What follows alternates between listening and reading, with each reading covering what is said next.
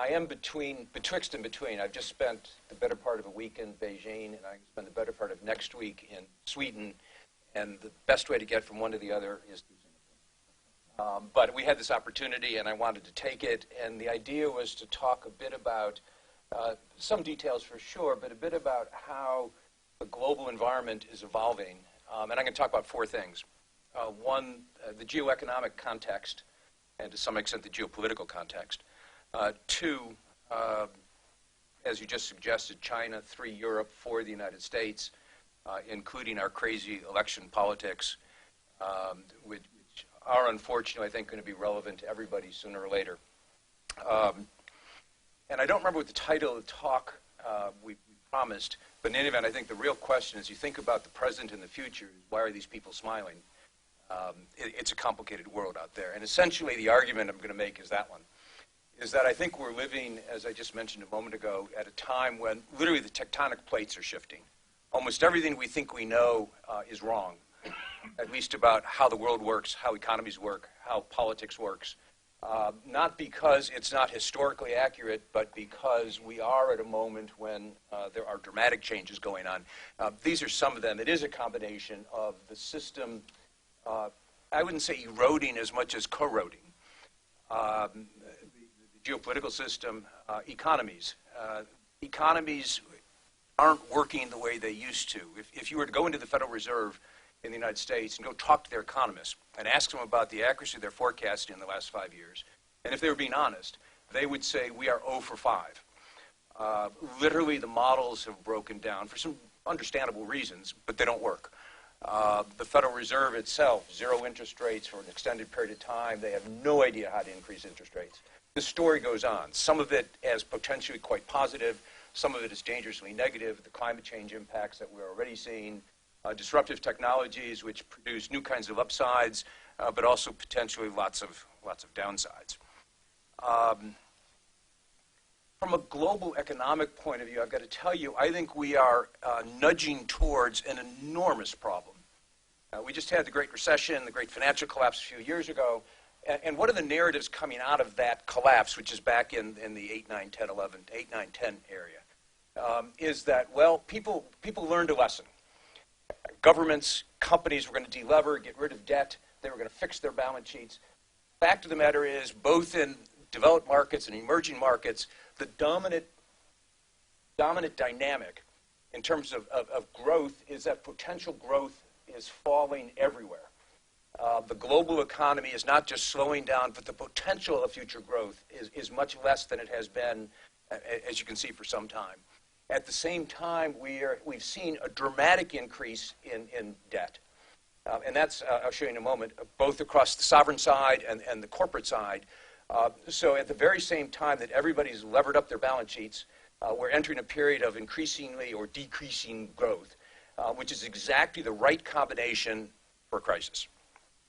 And of course, we had this dramatic change. This is part of the reason the models don't work anymore. This is on a purchasing power parity basis done by the World Bank and the Fund, but more or less, at the start of 2000, the United States accounted for 3 times as much of the global economy. Today, whether it's 1617 or 1716 isn't the point. The point is that more or less the U.S. and Chinese economies in gross terms are roughly the same size.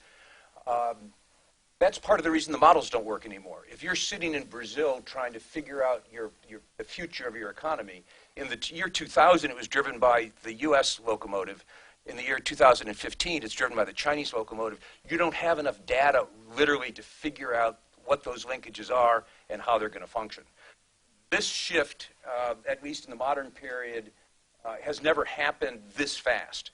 We've had transitions from locomotives to locomotives historically, never this fast, never this abrupt, and never this suddenly. Did I do 2 there? Who wins and who loses? This is a slide that was just done and done badly. So this is literally just if Chinese imports fall by 15%, which is what they did in the first half of this year, how much export income do you lose in these countries as a percentage of GDP? So New Zealand loses 2% of GDP right off the top. That was the cost of the first half of the year to New Zealand.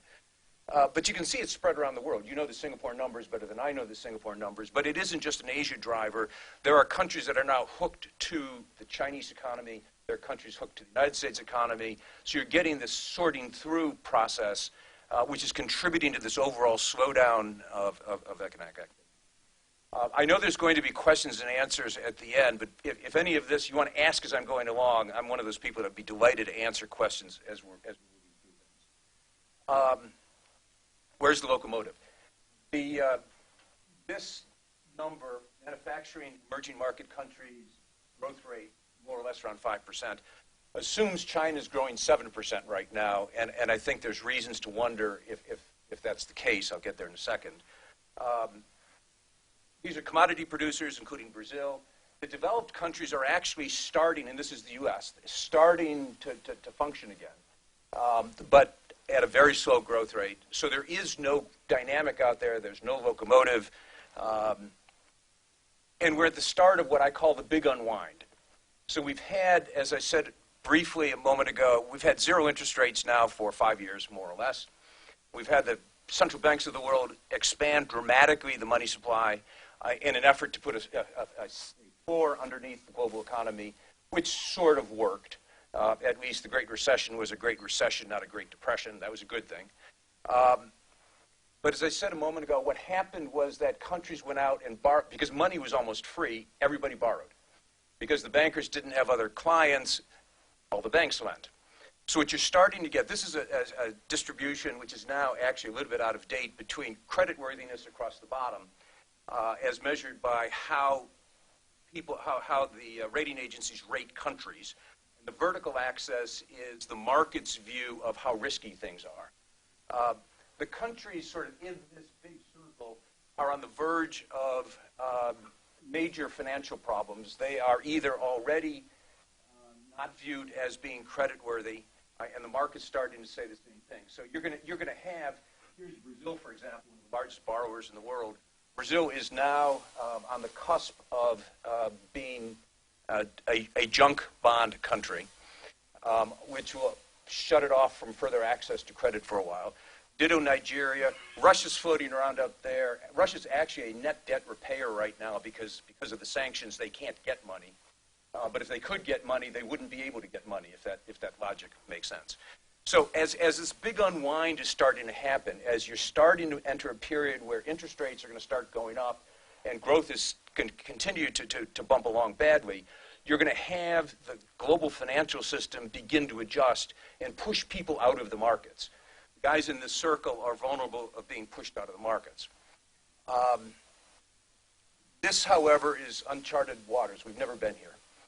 This, unless you're a banker, this makes absolutely no sense whatsoever, but those two lines are looking at all of the companies that are either in emerging markets, or from developed countries, and looking at how much they have borrowed relative to their income-generating capacity. That's leverage. Forever, this red line, which are emerging market countries, has been below the blue line. By definition, if you came from Europe, from the United States, Canada, Japan, you had more access if you were a company to the global markets than if you came from Mexico or Indonesia, wherever. After the end of the crisis, all of a sudden, companies in the emerging markets began getting access to the markets, and they began borrowing like crazy. It could be a good thing, could be a bad thing. It depends what you do with that money. But what you know for sure is that that emerging market companies are now wildly over-leveraged. They have way too much debt relative to the kind of growth rate that we're looking at.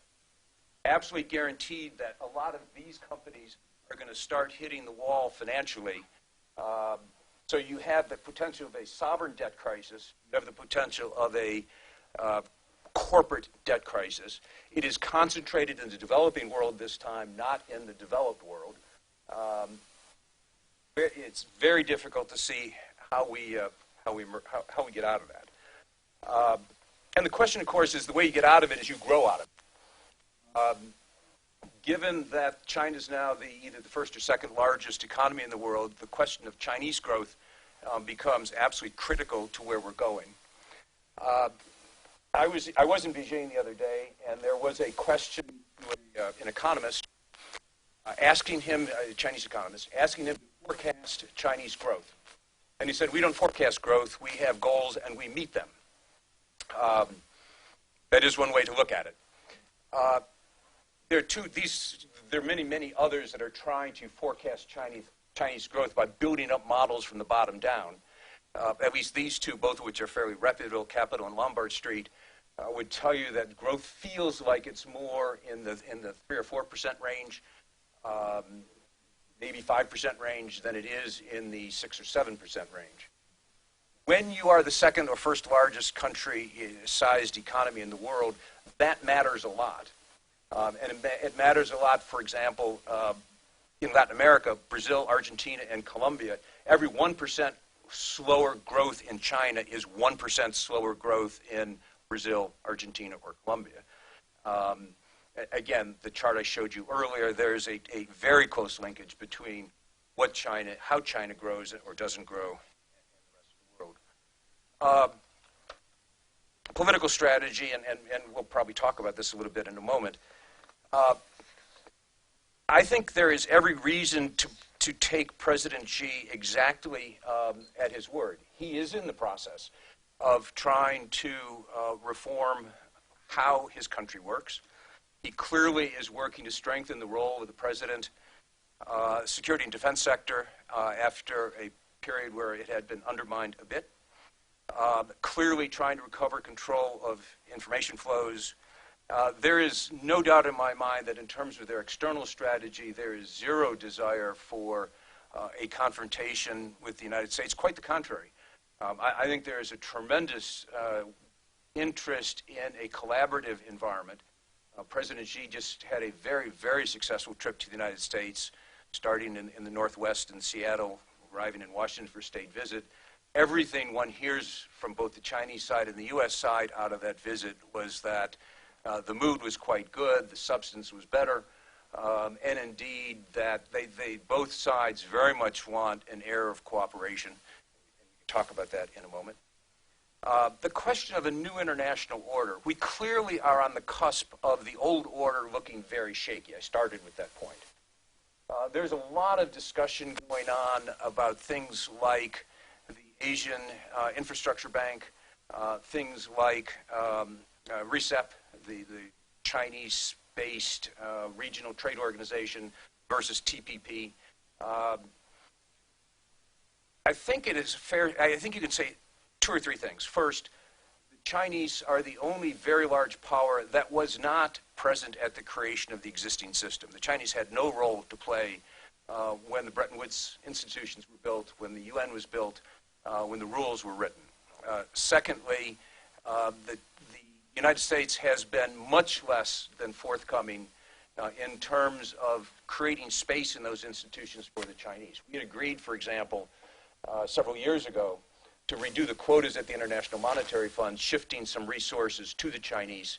The U.S. Congress has yet to pass that law, despite the fact that they are now the second or first largest country in the world. They have a much smaller presence in the Bretton Woods institution because it's a lagging, backward-looking sort of view.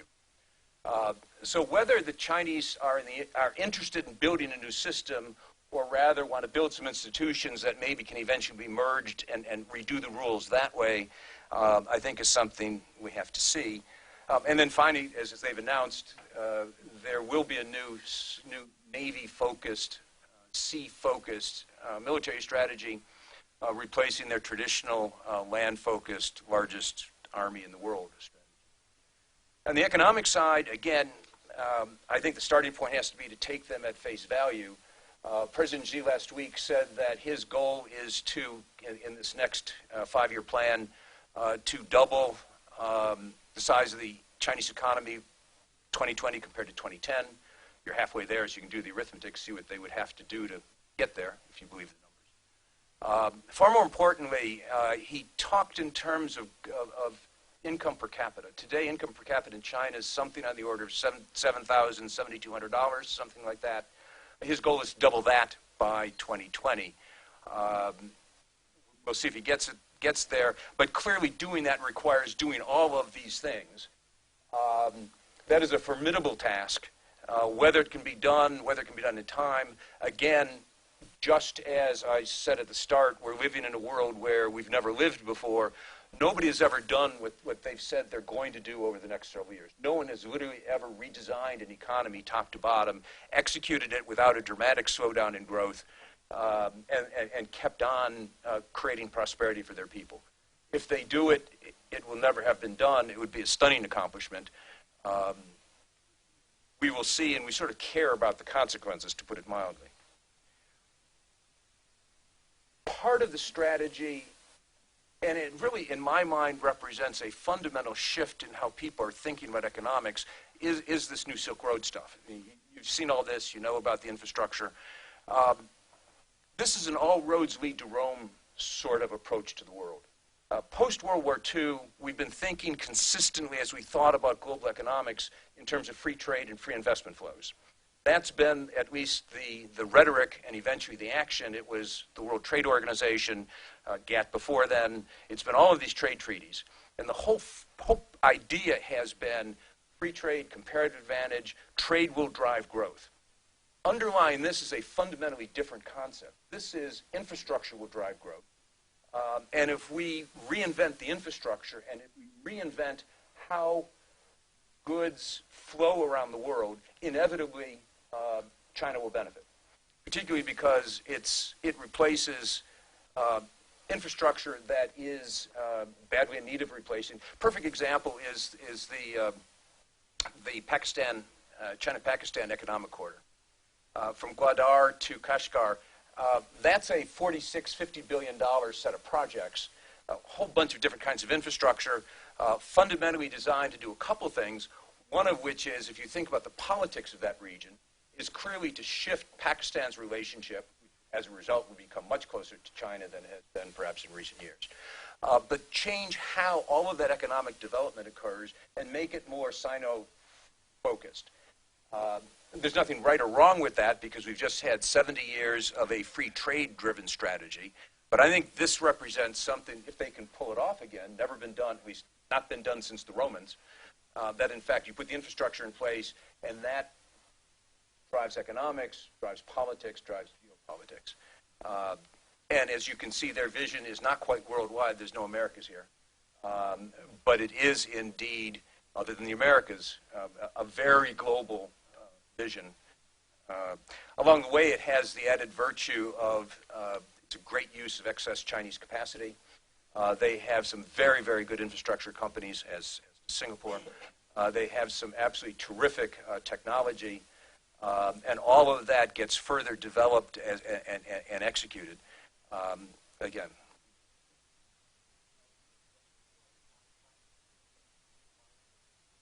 Oh, I think in some ways the benefits are already flowing. Because this is obviously a vision. And indeed, in a world where very few countries have visions, I found it absolutely fascinating that they clearly have a vision for how the world could work. Some of these benefits are already flowing. Gwadar, this thing we talked about forever, but it's actually starting to be constructed now. There is actual construction going on at Gwadar. Some of these other pieces, I don't have the South China Sea, but as you know, there's a lot of work going on in the space here. There is now a rail linkage that goes to Europe that didn't exist before. It's still one line. It's not very sophisticated. This is what? This is a 20, 30-year vision. You probably already have a good 5 to 10 years invested already, stuff on the ground actually being done. So there's not a single answer. And if you actually try to figure out what is that worth in current dollar terms, you can't, because there have been so many announcements about so many projects, but some of them are actually being done. I can't give you a number, but I can tell you some pieces of it are quite real and they're of it. Europe. That is Mrs. Merkel there, as well as the rest of the European leadership, including our Russian friend. I really do think Europe's in a world of trouble. There are no growth drivers. You can't run an economy based on a weak currency. It doesn't work. The fact that they never finished the EU architecture ensures constant crisis. There is no other way to put it. I had the privilege of having spent a little bit of time with Chancellor Schmidt in the past, and I'm sure if somebody asked him, because he's still alive, if you ask him, did he and Giscard d'Estaing ever think that this was supposed to stop when they had finished what they had built? He would have said, of course not. We know that was stage one of a multi-stage process, but he would not be able to tell you why you never got to stage 2, 3, 4, etc. It's not done. It doesn't work. There's a big problem in terms of how the Europeans are looking at Russia in economic terms versus political terms. You can, an example, there are, as you know, pretty pervasive European and American sanctions on Russia right now because of Crimea. At the very same time, there is a continued, very large investment in a new gas pipeline, Russian gas going into Europe. You can hold two entirely contradictory thoughts at the same time, and the Europeans, I think, are doing it. The immediate crisis, if you think about it, we spent the last 5 years watching the Europeans not solve the Greek problem and not look very coherent in not solving the Greek problem. It turns out that wasn't an existential crisis. What is an existential crisis for the European idea is the massive immigration issue that has now broken, entirely to their surprise, not clear why, but entirely to their surprise. These are data through October 1st. I'm sorry, this version is actually updated. This is through November 1st. My assistant's way ahead of me. These are the migrant flows that have been counted going into Europe from various places.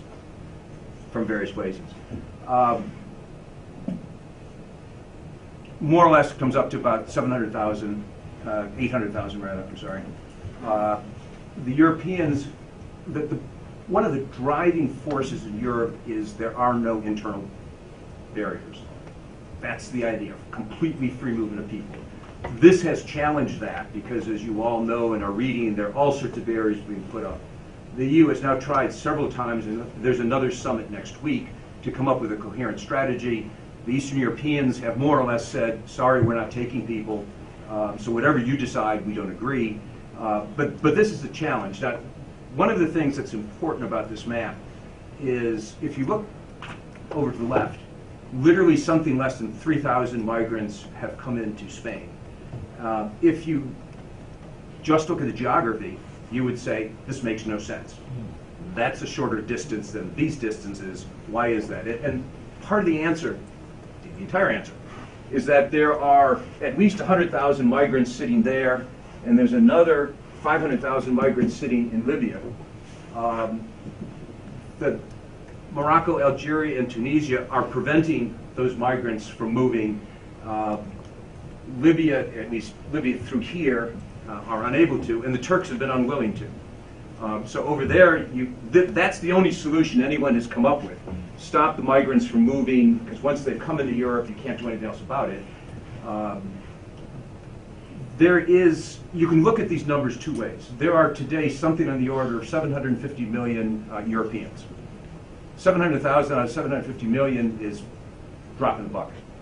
From an economic point of view, from a humanitarian point of view, from an ethical point of view, ought to be a problem they can cope with.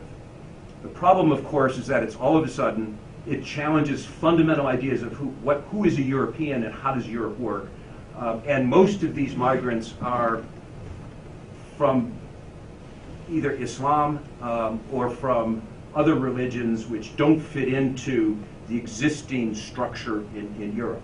So this is a huge problem, and it may have no solution. It may have no solution because they hadn't finished the architecture, because they hadn't finished how they're managing themselves. The last thing they need now is an existential challenge, and that's what this is.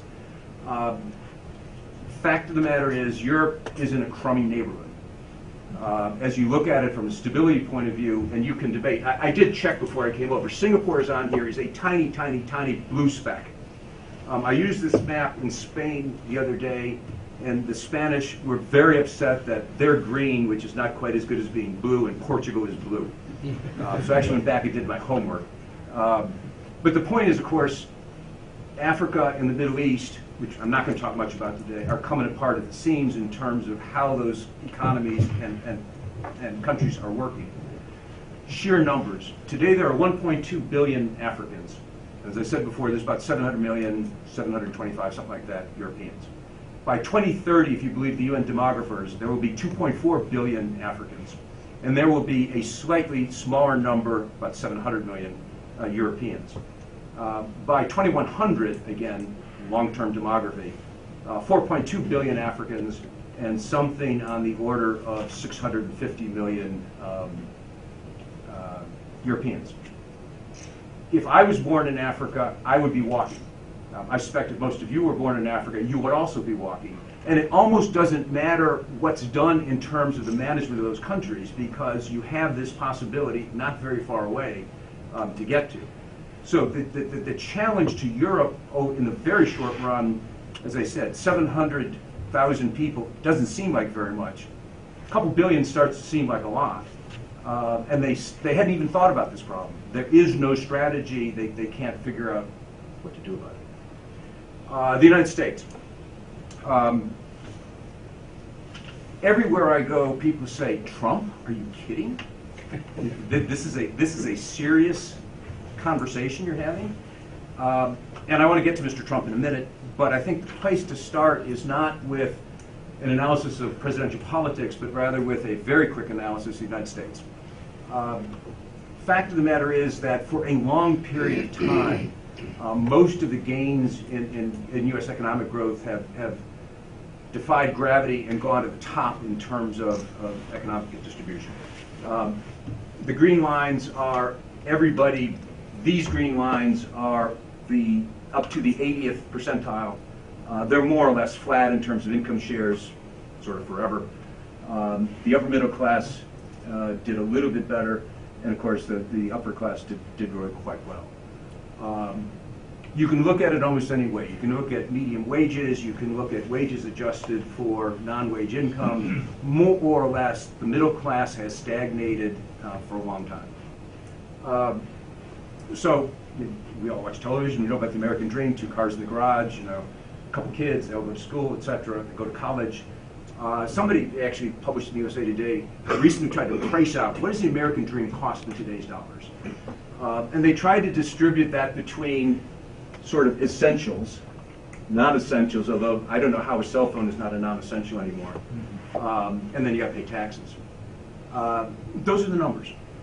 That more or less the American dream today costs on average, this is not in Manhattan or Los Angeles, costs something on the order of $117,000. Median income in the United States is $55,000, which is to say most Americans can't afford that thing, the American dream, that sort of image, the television image of what we think we are. Worse. So the Federal Reserve, now about 6-8 months ago, did a survey, a nationwide survey, 55,000 households. Nobody in the polling business asks 55,000 people anything, but if you print money, you literally can do that. And they asked that question.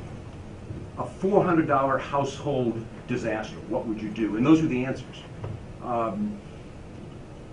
Something on the order of 60% said, I either couldn't do it, I'd have to sell something, or the people best off in that group said, oh, I could put it on my credit card and probably pay it off over 6 months. Now, $400, those of you who, if you come to New York City, $400 does not rent you a hotel room. It's not a terribly large amount of money these days, but it's a huge amount of money for at least half of the nation. What does it tell you?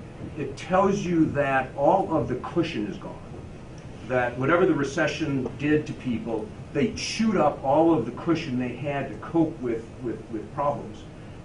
So you've got a middle class that isn't terribly middle class anymore. They've got no wealth left. And then I'll turn to education.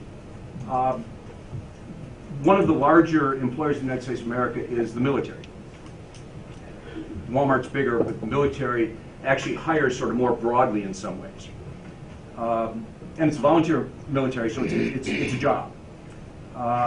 They over the last several years, have been rejecting something on the order of 70% of the people who apply to the military, either because of physical reasons, mostly obesity, or because of mental reasons, illiterate, unable to pass the math test, etc.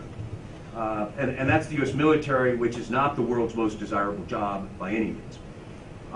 These are, and there's endless endless other sources telling us the same thing, that something like 40% of the kids getting out of American high schools either are capable of doing college work or capable of holding a job of any skill set whatsoever.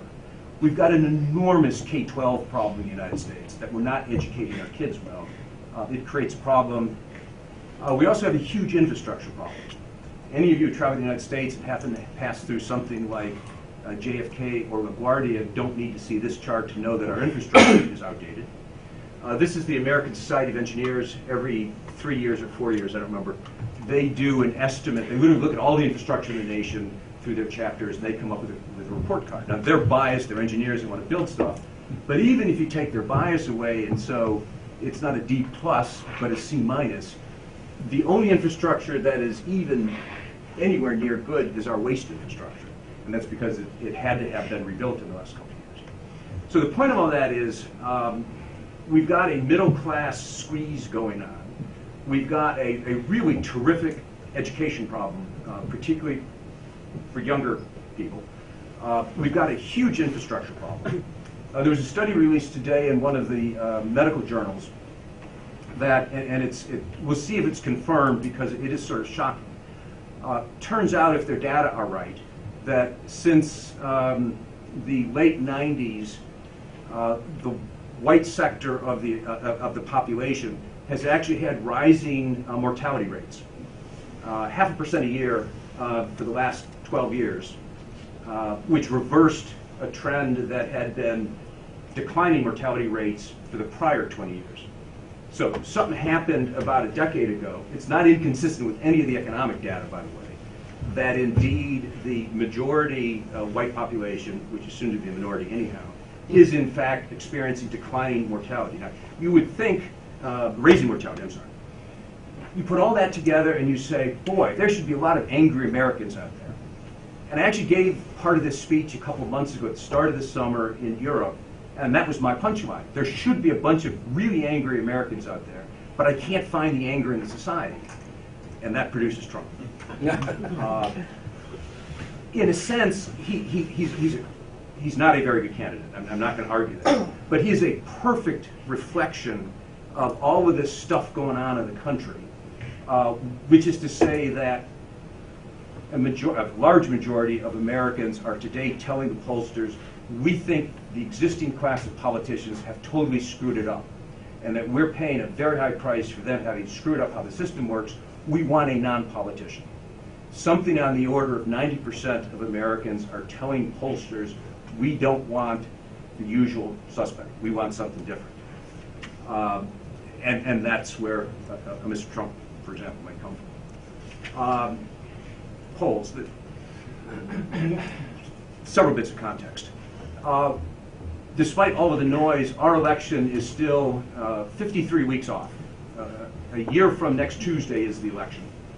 No American votes anywhere until the end of next January. So all of this is preliminary to the preliminary to the preliminary. So it's more reflective of what's going on in the country and the society than it has anything to do with who's going to be president. This was the average of the polls up until today. For the first time today, Carson popped above Trump in a major poll. What's interesting about that Republican list is if you look at the first, 1, 2, 3, 4, 5, 6, of the first 6, only Jeb Bush, who was governor of Florida, and comes obviously from a family with a brother and a father who were presidents, and a great uncle, a grandfather rather, who was a senator. That's old-fashioned politics. Rubio's been a senator of the United States for now a total of 6 years. Cruz has been a senator, he's from Texas, of the United States for 3 years. They're essentially outsiders. you have to go down. You get pretty low before you start getting people other than Bush who are insiders. The Republicans are, or at least those people who say they are Republicans in the polls, are saying we don't want an insider running for president. Whether it's Trump or Carson, none of you would imagine that either of them could be president. Either of them could be president.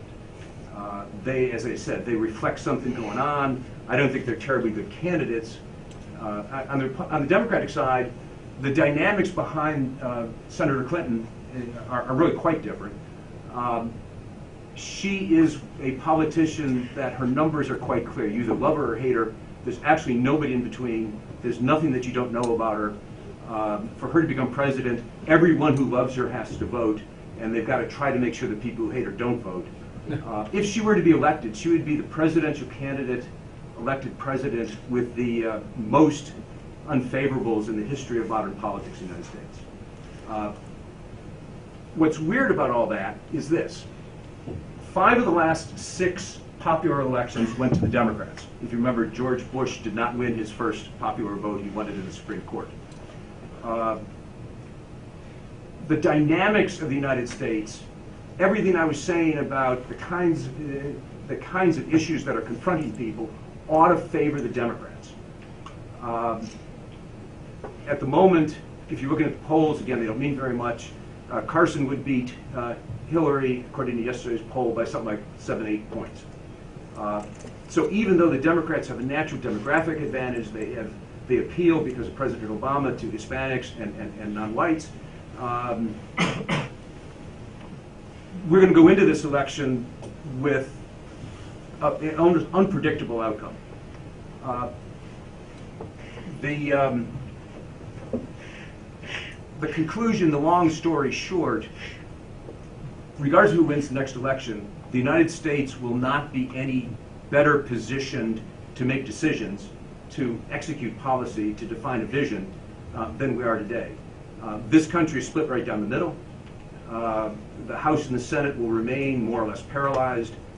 Democrats might win back the Senate this year. They can't win back the House. We'll have split government probably, and we'll have paralysis. If you're an optimist about the United States, this doesn't matter.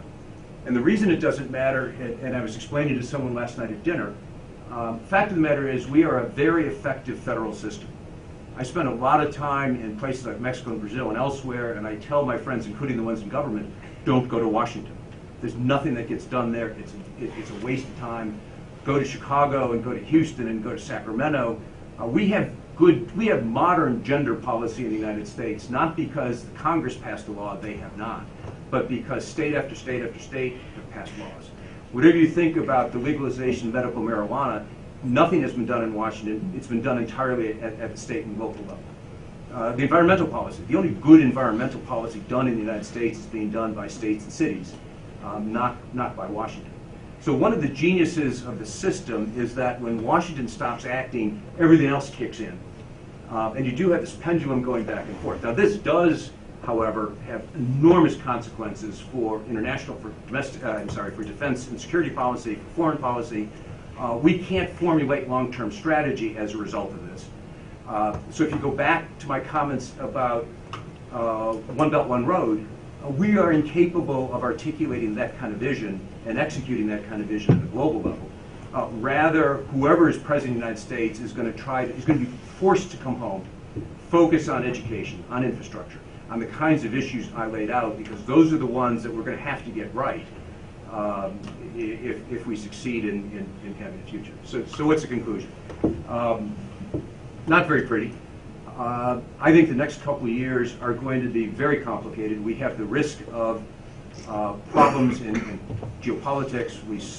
We have an almost, in my mind, certain economic, if not crisis, at least crunch coming. We'll see how the Chinese do in executing what is a very dramatic strategy and change. In my judgment, the EU is hopeless.